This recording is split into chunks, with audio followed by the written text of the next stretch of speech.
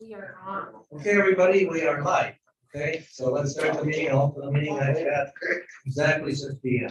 Okay, Okay, roll call. Jim Basile, Here. Whoa. Andy Dennison, Lydia Patty Here. Chris Peters, Here. Aileen McNabb Coleman, Present. Bob Shay, Here. Hans Petcher, Here. Mark Strong, Here. Heidi Nightingale, Present. Elaine Daly, Here. Tricia Kerr, Here. Christina Calarco, Here. Michael Lydio, Here. Brian Muldoon is excused, David Gould. Okay, do we all stand for the pledge and please stand for a moment of prayer, please.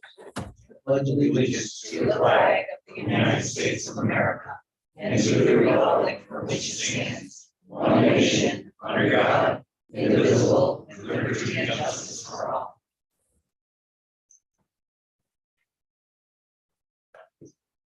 Thank you, everyone. We have no any else privilege of the floor. Do any legislators want privilege of the floor? Very good. Public hearing, the public hearing is not for this month. That's for next. So everybody. We'll get right into proclamations. We have 5. The first one was domestic violence awareness on Cayuga County, which is always in October. So I presented a proclamation at the courthouse last Thursday at the steps of the courthouse where they have the rally every year. So I presented that at that time. Our Global Peer Supporter Celebration Day, October 20th, 2022. Monica, I saw her somewhere. Are you here? Want me to read it? Yeah, come on. Okay. All right, just be read by Mark.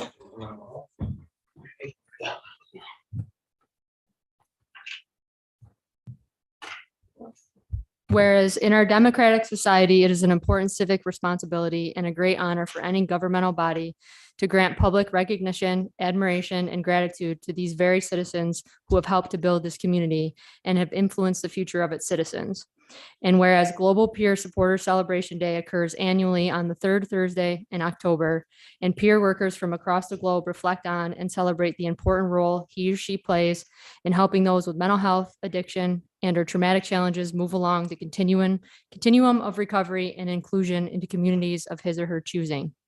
And whereas peer supporters are trained providers who use his or her lived experience to encourage, engage with, and support others with mental health, addiction, and or trauma challenges using the recovery model and the principles and values of peer support to provide hope, support, and to be a role model of recovery. And whereas the belief that recovery is possible for all who experience mental health, addiction, and or traumatic challenges is fundamental to the practice of peer support. Peer supporters use the working definition of recovery, the guiding principles of recovery, and core values to empower and assist their peers live a life of his or her choosing, improving the likelihood of long-term recovery. And whereas peer support is an emerging best practice, has proven to be cost-effective treatment for mental health, addiction, and traumatic challenges, reduces inpatient hospital days, recidivism rates, and increases a patient's ability to access expensive and more restrictive community-based services. And whereas this year's Global Peer Support Celebration Day goal is to increase public awareness of peer supporters, the services they provide, how they are impacting the lives of countless adults, children, adolescents, and families within the health and human services industry, and how they are providing a shining example of recovery in places where these services are delivered. Now therefore be it resolved that I, David Gould, Chair of the Cayuga County Legislature, and fellow legislators do hereby proclaim October 20th, 2022 as Global Peer Support Celebration Day in Cayuga County.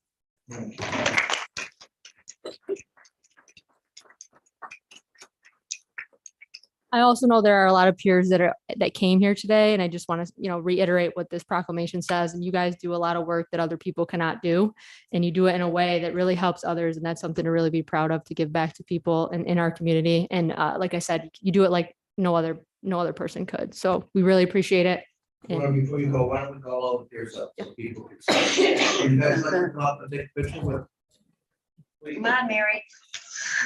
Come on, guys. Lead the back, Mary, lead the back. She always does.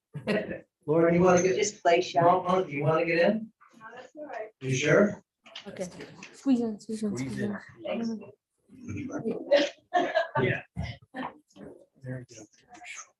Thank all you people so very much for what you do. You never get enough credit, so thank you. Thank you. Everybody smile. There you go. Big smile. Yeah, oh, where did that go? Thank you, everyone.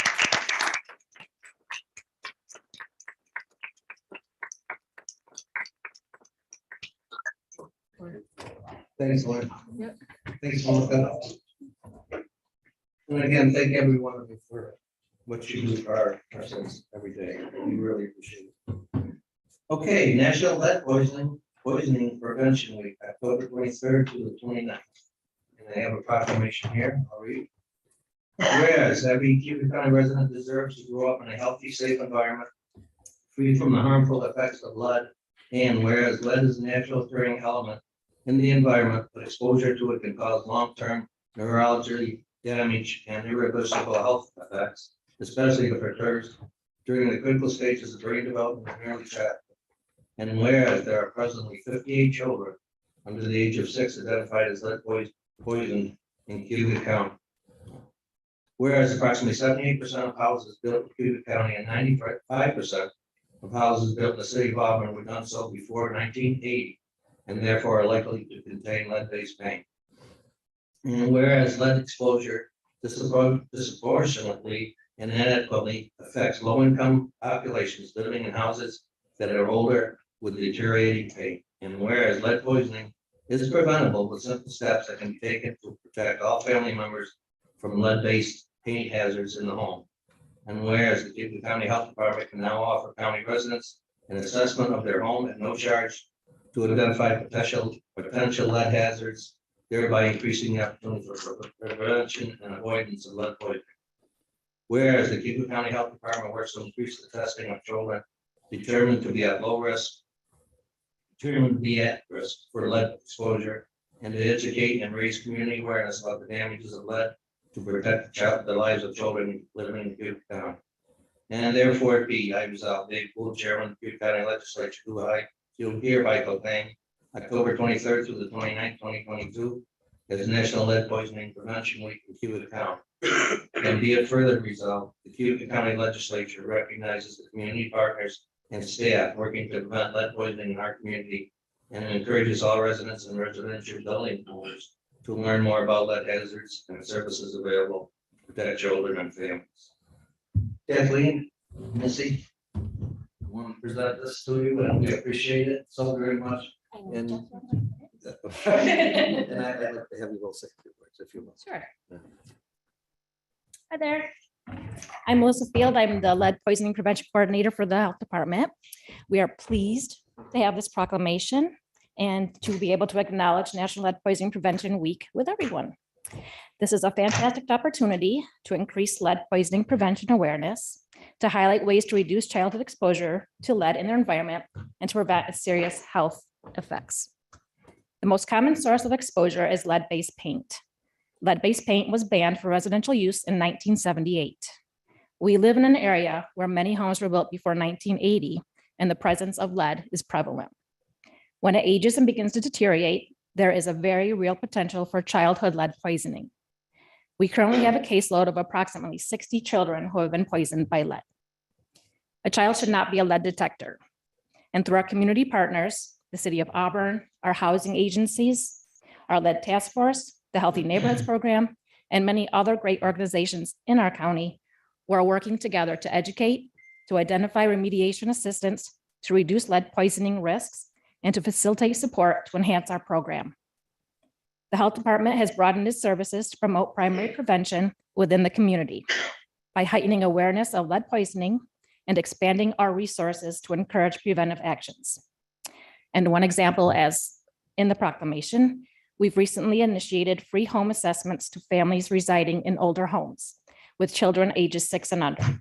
We will test areas in your home for the presence of lead and teach families how to protect all members of the home from being exposed. A child with an elevated blood lead level is not a prerequisite. Prevention is our goal. So thanks again. And if you're interested in learning more about our program, please, you're welcome to call the Health Department. Thanks.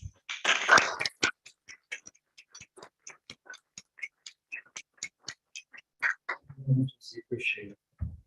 And we have the Head Start Awareness Month, October 2022. I'll read that. Whereas established in 1965, Head Start is a national, federally funded early childhood development program that serves children and families whose purpose is to help children achieve their full potential.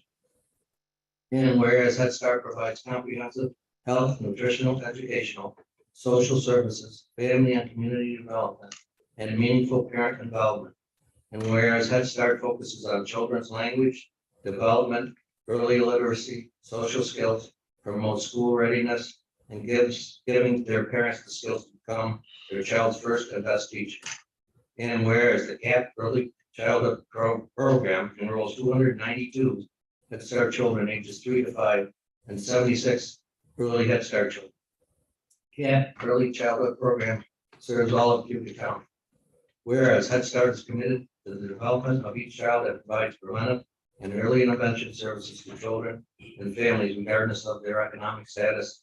Now therefore it be resolved that the Cayuga County Legislature encourages all parents of preschool age children to participate in literacy activities such as reading a book with your child, attending a play with your child, and going to the library with your child during the month of October. And be it further resolved that I, Dave Poole, Chair of the Cayuga County Legislature, and my fellow legislators to proclaim October 2022 as Head Start Awareness Month in Cayuga County. And proclaiming my gratitude and urge the residents of our county to join with us in recognizing the Head Start Awareness Month. Andy, thank you for this information. I will give this to Lori at CAP. She is not here today, but I will give that to her. And we have one more. United Way, it's 100th anniversary. I was honored enough to be presented. I presented them a proclamation at their 100th year dinner, which was I think last Thursday night, and it was a very good crowd, 150 people or whatever, and they really appreciated it. That was on behalf of all of us. So that's it for the proclamations. With 5 of them. Presentations. Lynn, I know I saw you. Lynn, would you like to start with the shared service problem? Please.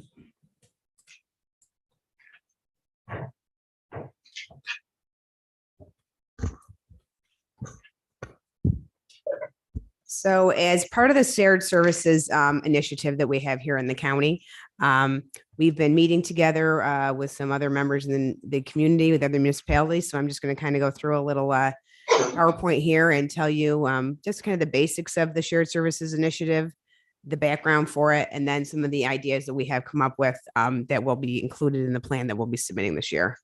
So there are 57 counties, and now you are not required to develop a shared service plan. When this legislation was first passed, we had to.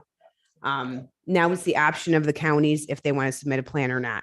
So we are going to be doing that this year. The panel is chaired by the CEO of the county. The county is responsible for submitting the shared services plan. Even if we're not participating in the projects, we still are the ones who have to facilitate it.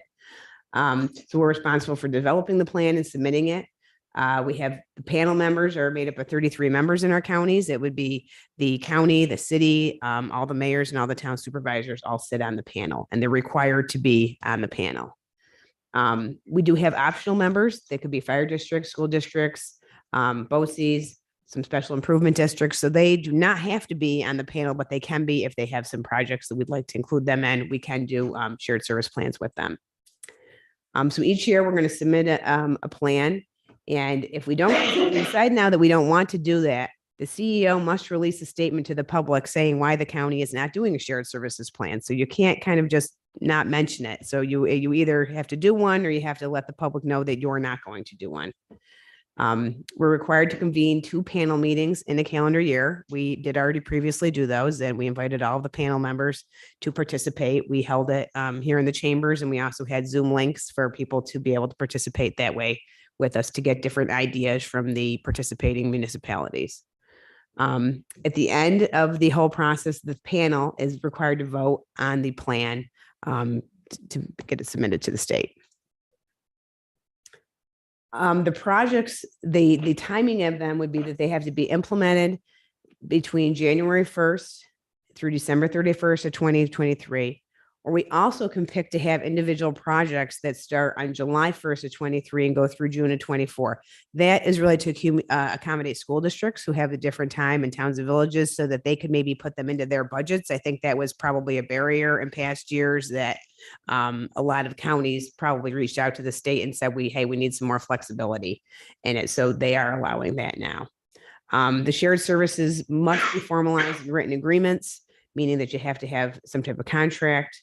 The projects do not have to be countywide. It can be a small project between a couple municipalities or between a municipality and a school district. I mean, that's fine. They don't have to be some big encompassing plans. We do have to include a certification of savings when we submit it. And the state will match the savings for the first year only that you have the project going on. So whatever you save in the first year, that's what you try and get submitted for savings. Hopefully, obviously, you have savings year after year due to whatever you implemented. So that's the hope. And we would have to submit this plan by December 31st of 2022. Shared services have to be formalized, but they could actually be informal projects that we've been doing for a while if we actually formalize them now. So those are some things that we've been working on in past years, trying to take some cooperative agreements that maybe the highway was doing with each other, trying to get some formal contracts. Those do count as new reimbursable projects. Again, the implementation is happening next year. And again, I can't reiterate enough that the written agreements are key. They are required. I have had to submit them in the past, and we have enough history now that we've had plans that have been successful, and I've had to submit contracts, invoices, documentation. It is very rigorously looked at by the Department of Budget in Albany before they'll pay any claims. So it's important that we do that. This is just a little layout for you to kind of see. It's kind of a very drawn out thing. I'm doing the plan now. We would implement the projects next year, and eventually in 2024, you would end up claiming for reimbursement. So I kind of probably have a couple plans still open that I haven't even submitted claims yet for that have happened in the past. So it's just kind of a very long and drawn out process. To submit for the state match, you're going to collect some data and some documentation on the projects. The Department of State, they actually will send me an Excel spreadsheet that will have the projects listed on them from the plan I'm going to submit. So that's why sometimes I'll include things that we're not 100% sure we're going to do. And if anybody, I try to tell our department heads, if you even have a glimmer of an idea, to talk to me, because if it's not on that spreadsheet, even if we do it, it's not going to be able to get reimbursed for any savings. So it's kind of like it has to be in that plan. So even though you think about something later during 2023, I'm not going to be able to get it. So then I get caught between trying to tell you, well, can't we wait and just do it next year? And sometimes, if the savings is big enough, you're not going to do that. So they kind of get you in a catch-22. So sometimes it's better if it's even just a thought, we kind of get it in there. And they also did change the legislation that previously they said if you put it in a plan and you didn't do it, you couldn't put it in another plan, but they did change that.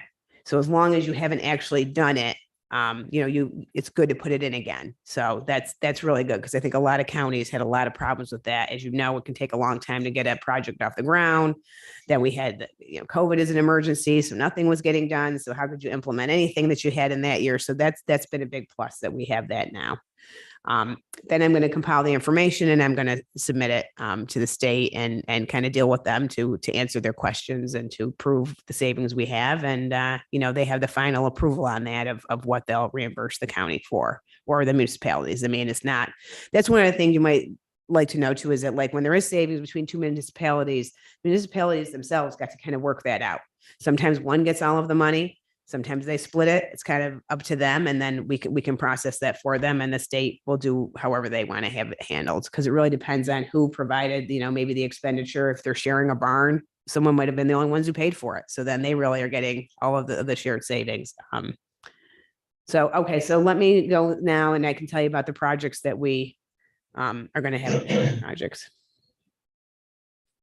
Okay, so one of the first things, this is something that the county has been doing for quite a while. It's the sharing the shooting range facilities that the Cayuga County has. We have been doing this for many years, but we're going to have some formalized contracts with the city of Auburn, Skinny Atlas, Jordan, Weesport, Park Byron. So we'll be working on putting that in, and we're going to have new contracts that starting in January. for that. The second one I've put in again is the fire training center. We actually had this in last year's plan, but we have not moved forward with this as of yet. So maybe we will be in 23. And this is something that definitely all of our volunteer fire departments in the county use. So we're hopeful that we might be able to get some savings there. The third project is a local project. This is with the town of Venice. They're going to upgrade their fuel storage system that they actually do share with the Southern Cayuga Ambulance Service. So we're going to try and see if we can get some savings for them on that one. Another idea that some people had was a little bit more specific thing within highway and to work on some joint requisitions and purchasing for the paving. So the chipping and paving contracts that the county has been getting to make sure that they're piggybackable. That was something that some county highway departments were interested in making sure that they can maybe be able to get some better prices on that. So we're going to try and work on that.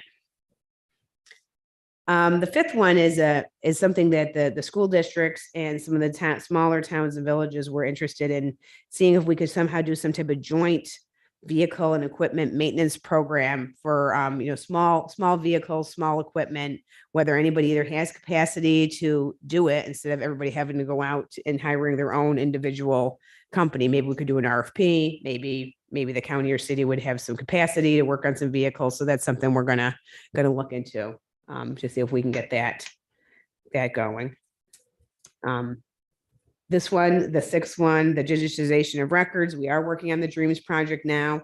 There is some hope that maybe some other municipalities will be able to join that, and they'll obviously be able to save quite a bit of money by being able to join our large system instead of purchasing their own. So we've got that back in the plan again.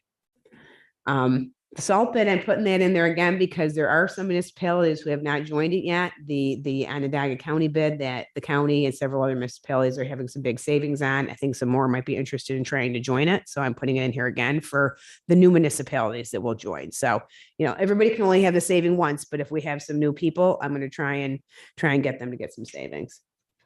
The mental health task force, I left that in the plan again. It has been approved to do the joint mental health crisis task force that the county and city are doing, but it really has not gotten off the ground yet. So I won't have any savings for this year, but we'll put it in the plan again to have some savings for next year.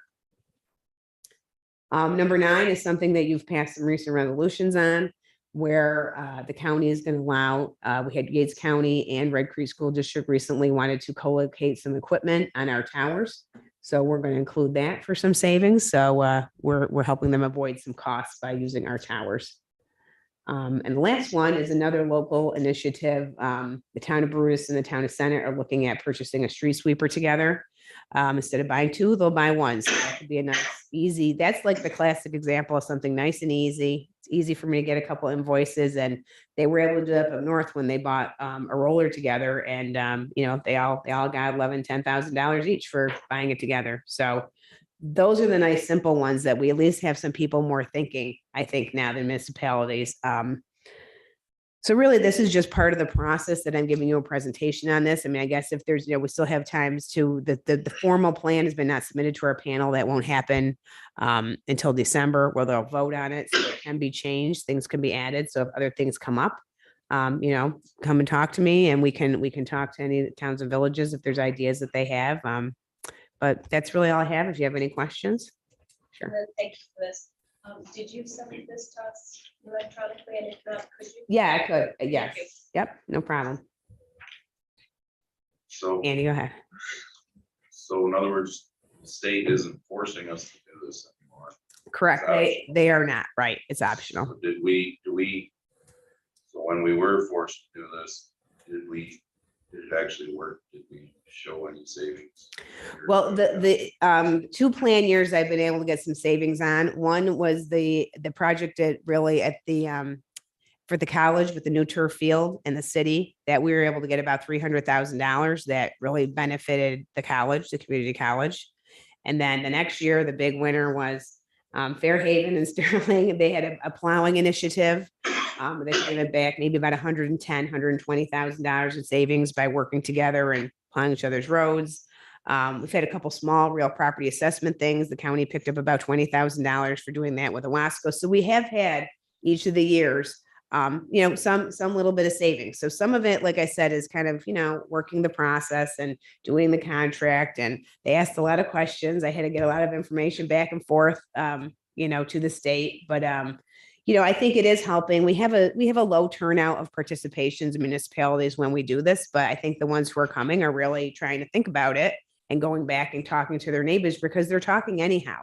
So it's just kind of trying to be like, okay, if I do this right, we can actually get, this street sweeper, if they can pick up $100,000 towards the cost of it, why not? Because they were thinking renting one, and then they decided they might buy one because with getting some savings, then they'll permanently have it, and so I think it's getting people thinking, which is what the hope of the whole thing was, I guess. Any other questions? Can the shared services occur between municipalities in different counties? Yes, that's why we do have the 8 counties. So when you're doing that, though, like I had to talk to them and they have to they're supposed to put it in their plan also. And they actually weren't going to do one.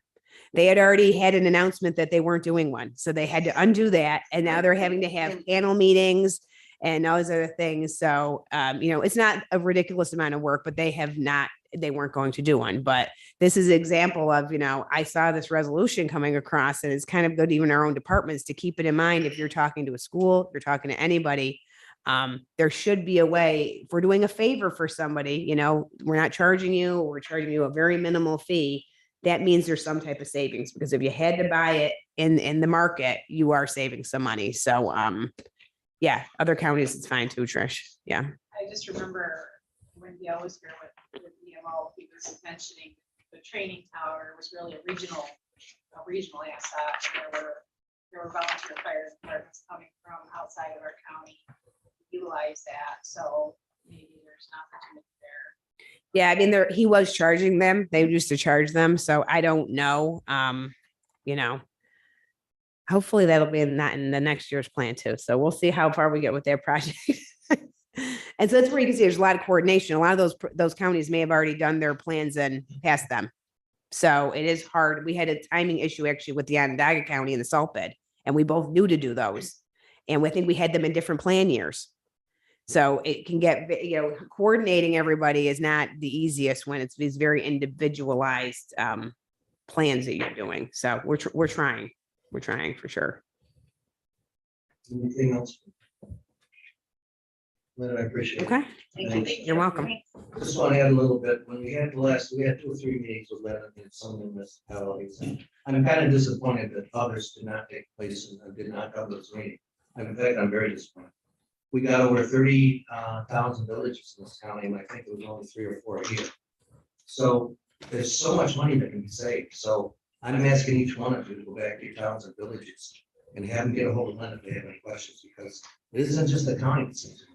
It's all about them, and it can really save money. I have learned a lot about it, and people aren't taking advantage of it. So please do that, and that includes the schools. I mean, the schools can save a lot of money too, and that's our school taxes too. So please do that if you will. Thanks again, Lynn. Okay, next is. I just want to say, we actually called all of the towns and villages, so they weren't just even invited. We did call them all, so it would be nice to get more. We had more participation at the beginning when it was new, and I think people get kind of jaded by it, but it's one of those things that you just kind of always got to keep in your head as things are coming up, that it is real money, and we did have gotten real money sent to the county and these other towns and villages, so. Thanks. Okay, small business grant program, Shereen and Tom and the crew. Shereen, you want to start off?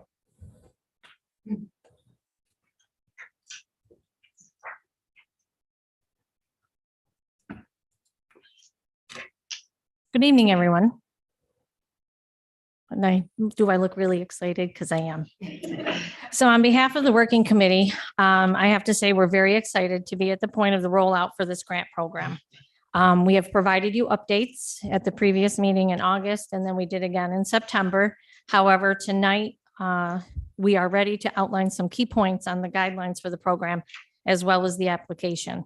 Prior to the meeting tonight, you did receive a copy of the guidelines and application electronically to read. You also have a paper copy of both the guidelines and the application at your seats. Does everybody have Those, okay. So here we are, the Cayuga County Coronavirus State and Local Fiscal Recovery Fund Small Business Assistance Grant. So let me review with you the programs committees. So we start with the working committee. It consisted of me, Lydia Patty Ruffini, Brian Madrow, Kim Imperato, and Steve Lynch. Brian is not available tonight, nor is Kim, but Lydia and I are here and Steve is here on Zoom for any questions that you may have after we present the information to you. We also have CETA staff, Maureen Reister, who is also here. And of course, the ward committee, which will consist of 3 business community professionals and 2 Cayuga County legislators. So just to provide a recap, this is a one-time grant program established by you, the Cayuga County Legislature.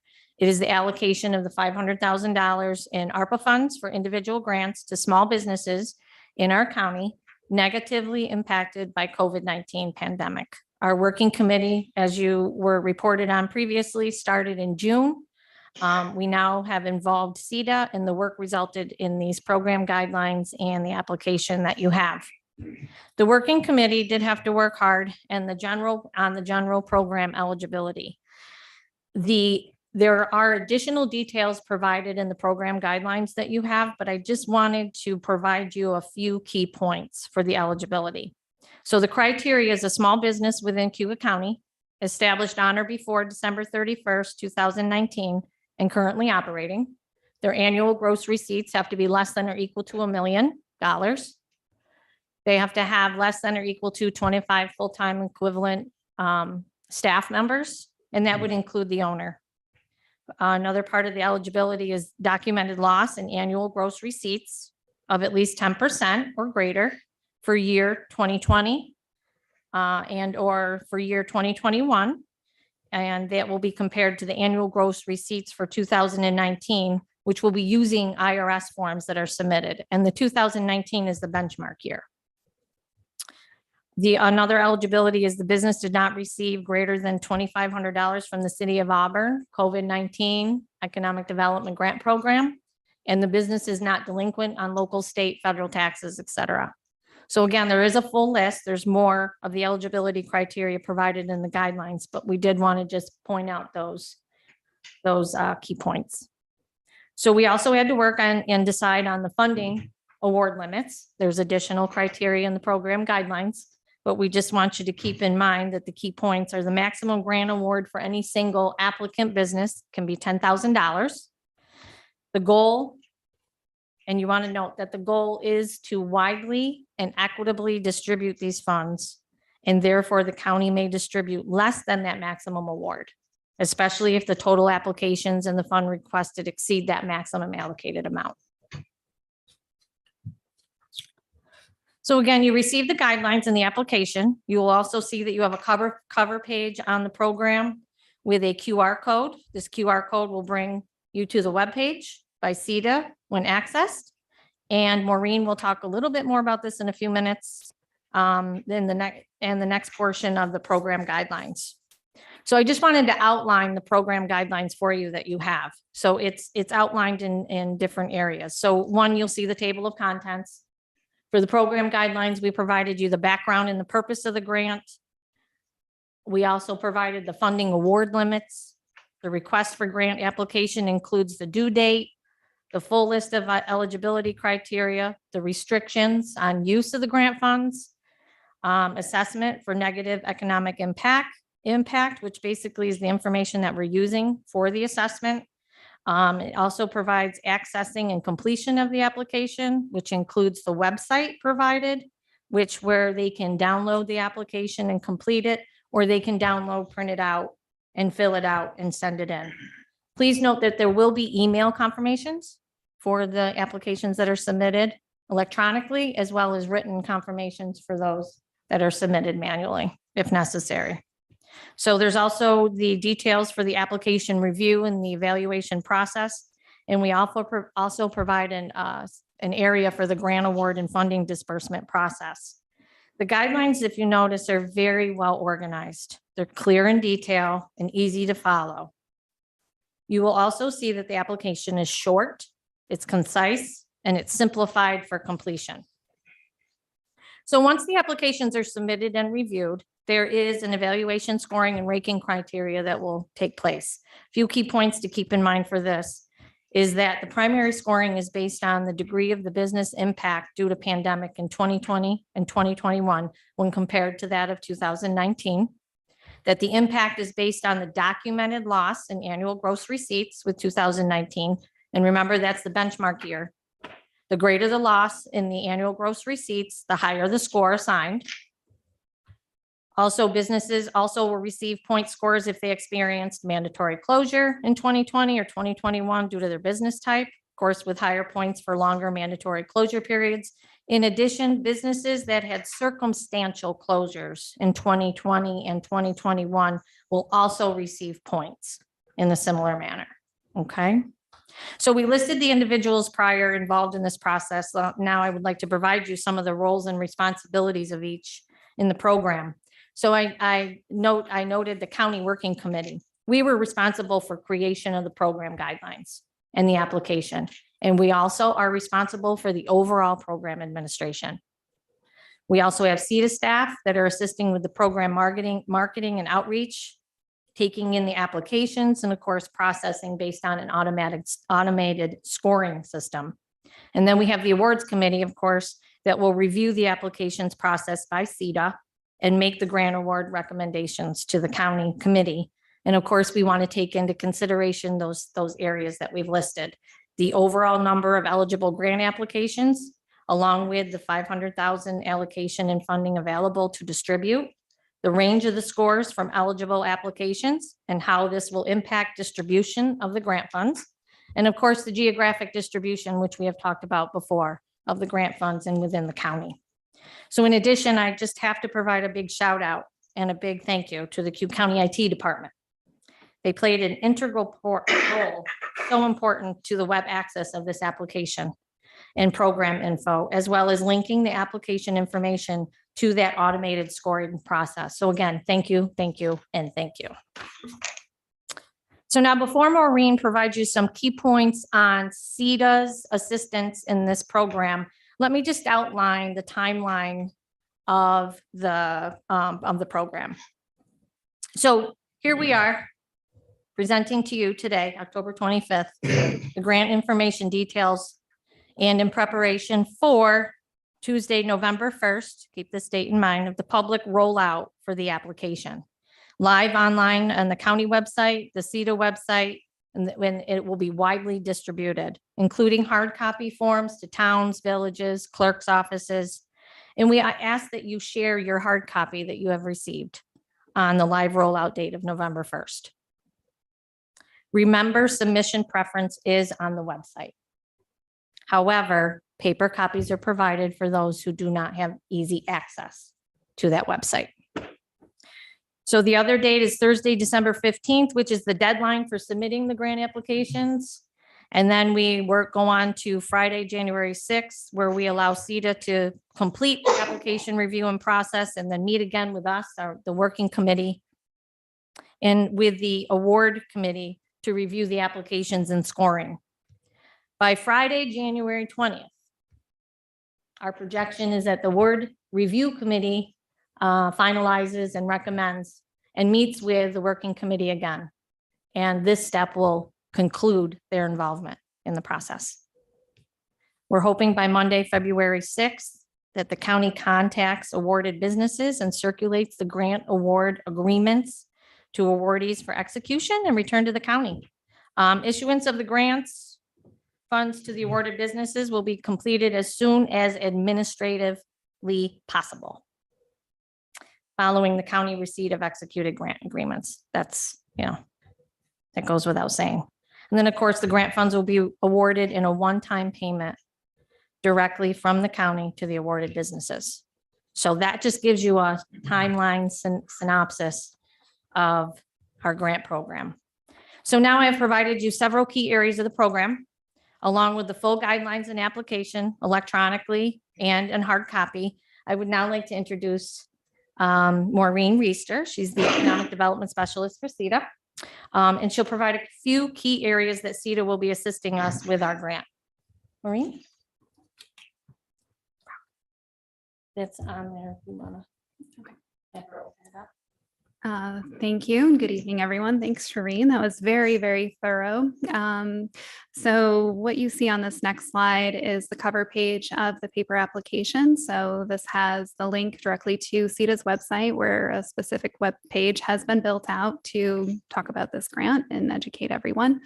So you can either click on that link or you can also scan the QR code that the IT department put on there for us. So Amanda, if you'll click on that link for me and take us to CETA's website. Double click, it'll go there. There it is. I tested it. Oh, okay, well, actually, would you mind taking me back to the homepage? Just click on the CETA logo up in the top left. So what CETA has been doing is creating all of the marketing materials in order to educate everyone and help them understand all the policy guidelines, the application process.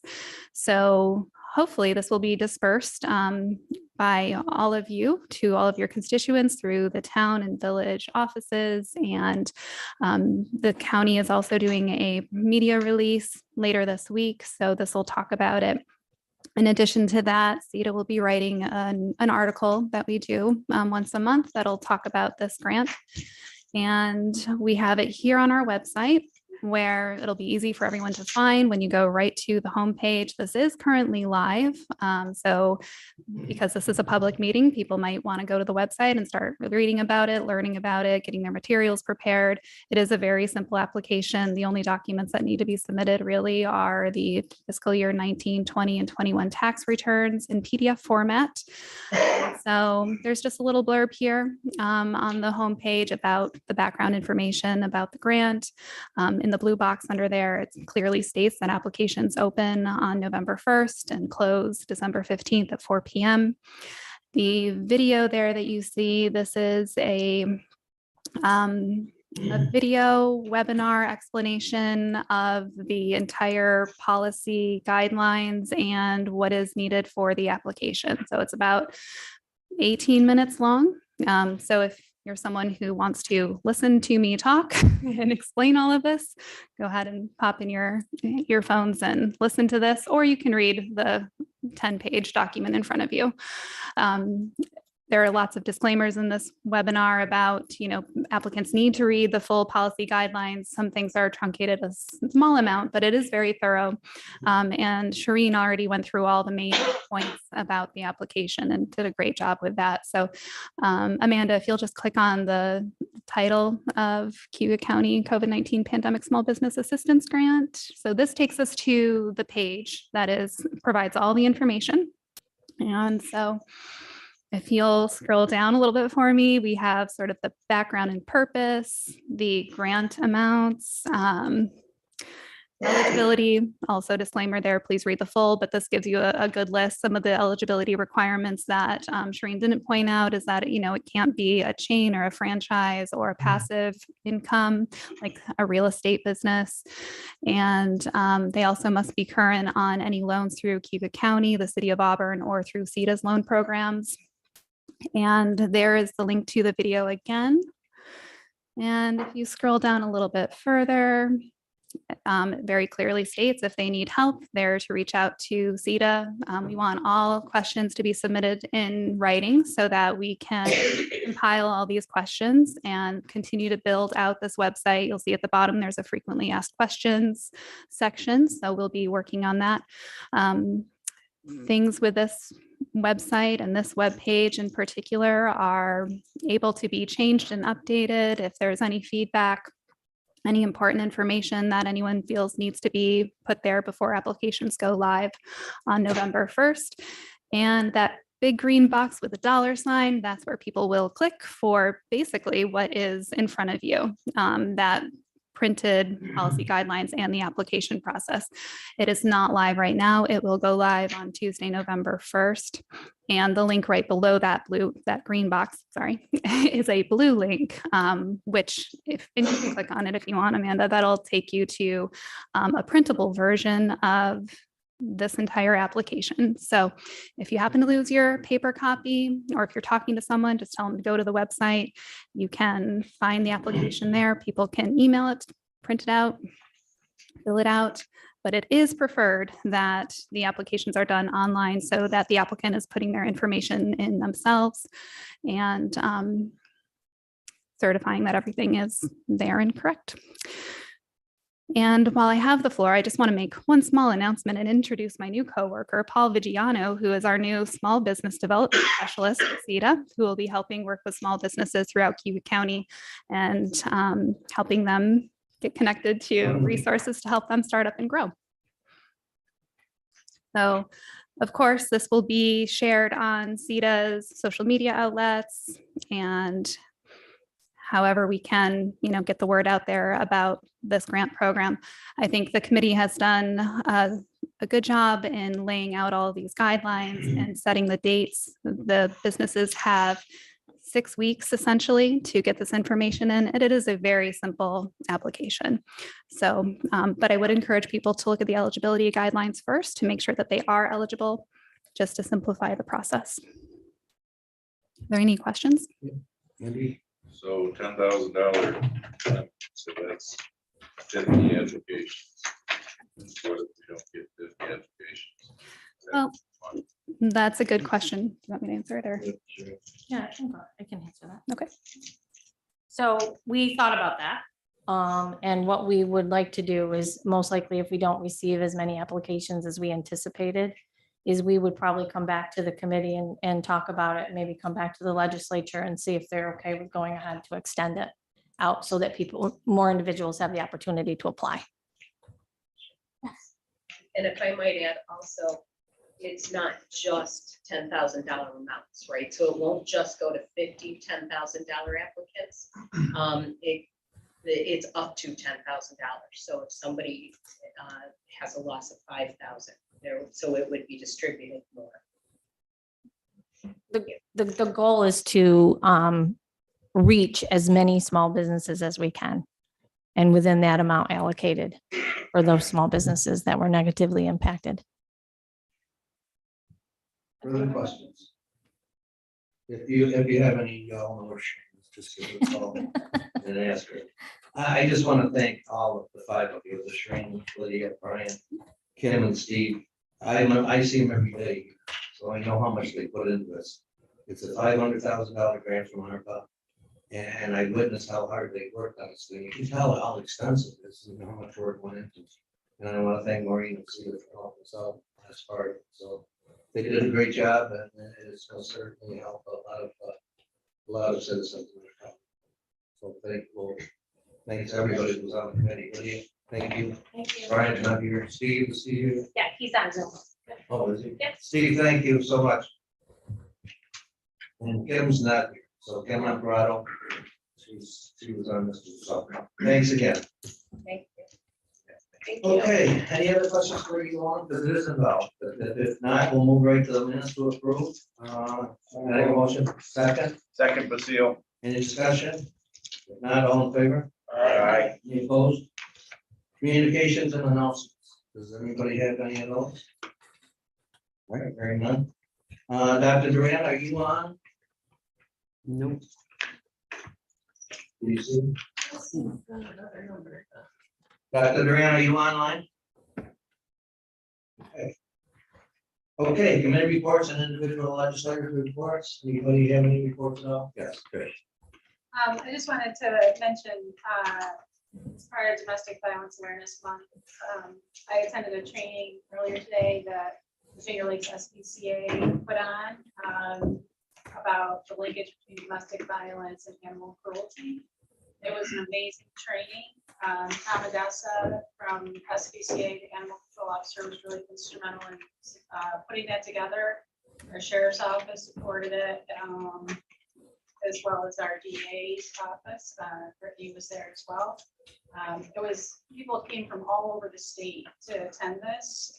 There were state police, there was local, county, probation, mental health, social services. It was a really great mix of individuals, and kind of the whole point of it was to show how complex these cases are. And we heard from great speakers about how to investigate and how to prosecute these cases.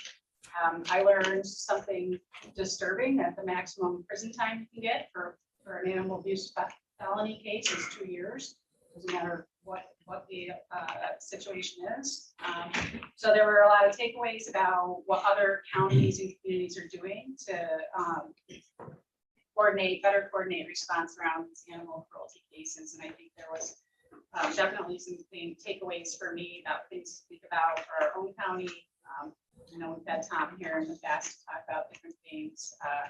Love to keep the conversation going and really look at what we can do more to protect the animals in our county. Also recognizing that there's a lot of intersections there between domestic violence and early child abuse, things like that. So, it was really, really great training day. I talked to Tom a little while ago and he said it was a great turnout and it was a great seminar. I'm glad that you went. Just from working with the state police and the homicide detail for a long time, cruelty to animals turns into bad things for bad people. And that's where they start with animals. And domestic violence is the same way. So if you see somebody hurting or being cruel to an animal, please report it. Don't just let it go on, because that person is going to go around to hurt people or do something more with animals. So please report it. Thanks. And we thank Tom very much for that. Mr. Chair. Yes, I'm sorry. Hi, thank you. Yep. And thank you very much for bringing that in. I'm so jealous that you got to attend and I didn't get to go today, so I'm glad that you did. One thing that Tom, who is very humble, did not share with everybody, and I hope he doesn't mind. He was expecting some support that didn't quite make it. Mark and I had spoken with him. He actually not only put in a ton of his time, but he also dedicated his own finances to put this together. So he really is dedicated and committed. Thank you. Thank you. Anything else? Okay, chairman's report. Before I get into it, don't forget, we have an executive session afterwards. I don't want, when this is all over and we're done with the resolutions, to run right out. So I just want to remind you of that. Okay, I'll be short because we do have that executive session and we're having it at the end. So the department heads don't have to stick around. When I was a department head, they had it at the beginning and we had sticker problems. So we've certainly changed that. So you don't have to stay here and wait.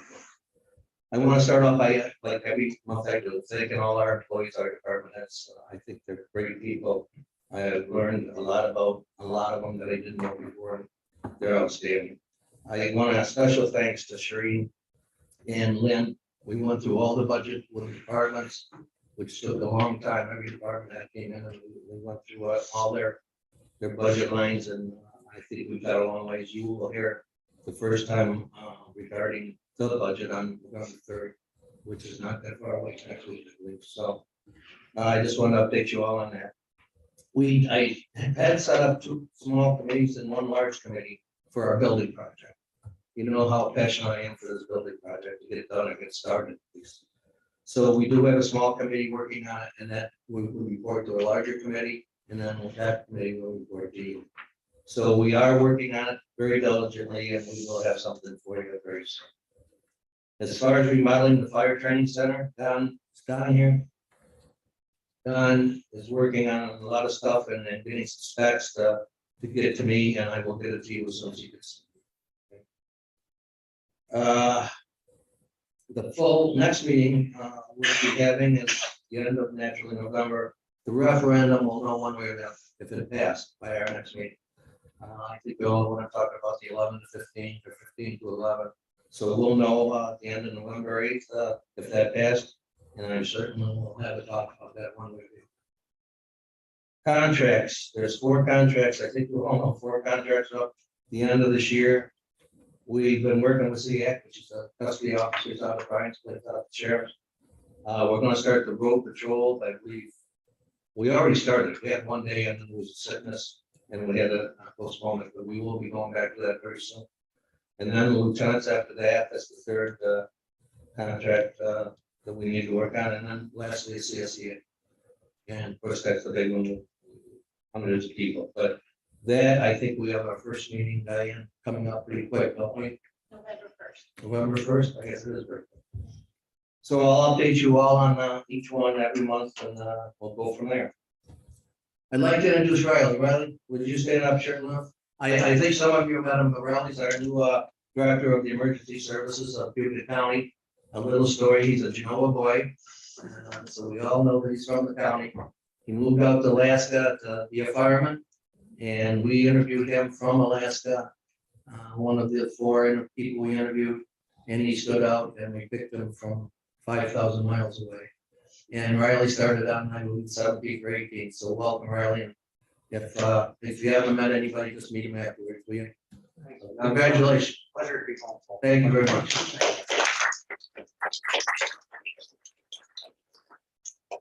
Okay, our last one is Cayuga Gold, and I know Shireen, I know you're probably talked out. Do you want to talk a little bit about Cayuga Gold? And I know Tom's here. Tom, would you like to help her?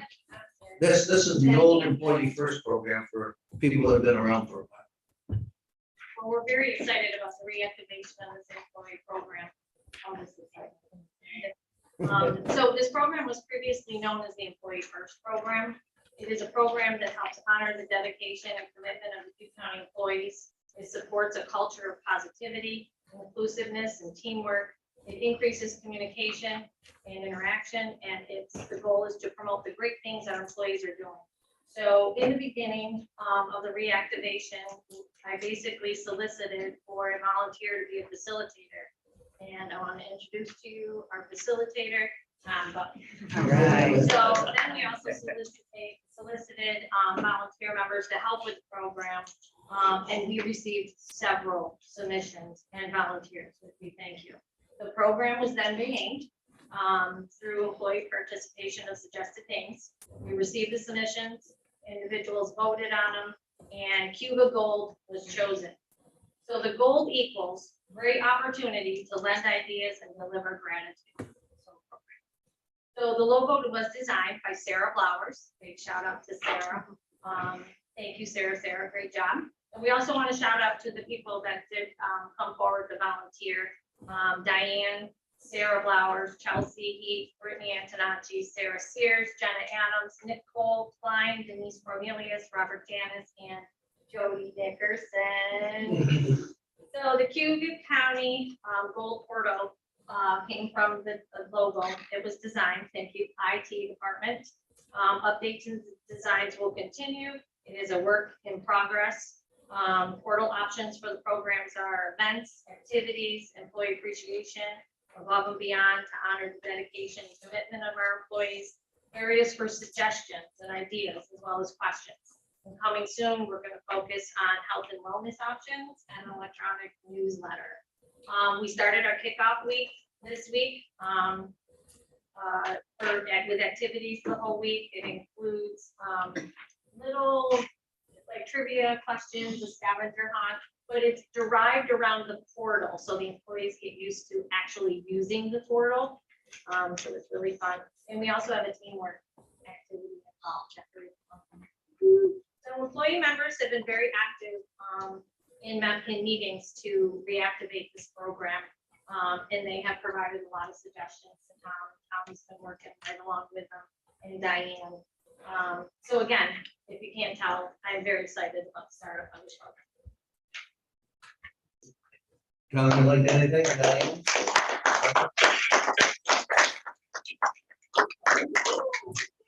The only thing that I would add or expand on is just, obviously we rebranded the logo and such, but I just want to, shout out to the firm and all the help that we had just redesigning the entire SharePoint. It's a labor of love, a lot of weeks that were involved with that, but I really truly think that it's going to be the best version of this program we've ever had. So very excited. Yay, thank you. Thank you all.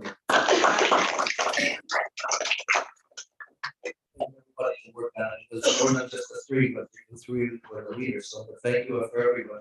Everyone likes to be recognized. And especially when you do something outstanding, which is above and beyond your duties. And that's what we're gonna be doing with this goal.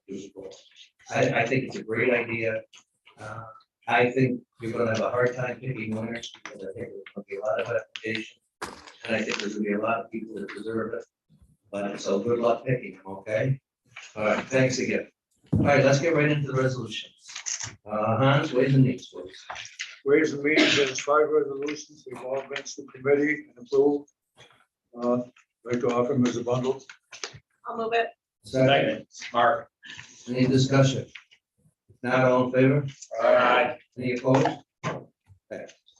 Health and Human Services, right? Yep, Health and Human Services had 9 resolutions. If I can, I'll go over that. HH2 was amended at the Ways meeting to include language to abolish the junior accountant position that was allegedly to be unfunded, so that the create and fill of the assistant payroll specialist could happen. So that amendment has been done. And the other resolution, HH7, was amended to be clear about the budget lines that were involved. $80,000 is coming into the mental health budget from the Medicaid expense line to cover these required services, psychiatric services for any incarcerated individual, and an additional $10,000 for from family court competency to stand trial evaluations. So with those 2 amendments, I offer HH1 through 9 as a bundle. Move it, Basile. Second, Heidi, I'm sorry. Did you second? Yes. Yeah. Any discussion? If not, all in favor? I do have a comment on HH. One that abolished the position. HH6. 2. 2. That the newly created position, the person that's going into that will be provisional. So if you abolish the, No, the payrolls, the assistant payroll specialist that's being created is going, a person's going to be hired off the list of eligibles. there's been no test yet, There hasn't been any test yet. That's provisional.